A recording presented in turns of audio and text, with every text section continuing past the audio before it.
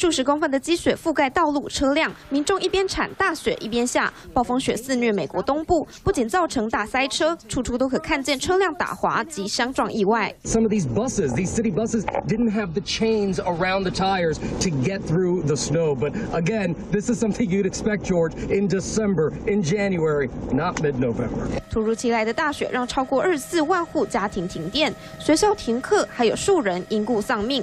不止陆地交通，目前为止上千航班被取消。原本打算回家过感恩节的民众挤爆机场。So what we were told was that there were no gates available, and that they couldn't just move anybody out. So we had to wait. It was 感恩节前夕，不止美东民众被大雪所困，加州大火拆散更多家庭。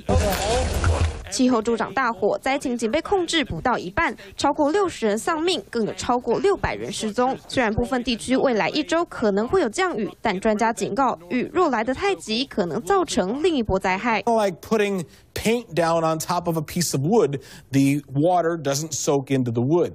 Because the fire burned so intensely, it sealed the dirt. 土壤无法吸收，过多的雨水可能引发土石流，雪上加霜的灾情让流离失所的上千民众根本不敢去想感恩节到底该怎么度过。3立新闻徐绍珍报道。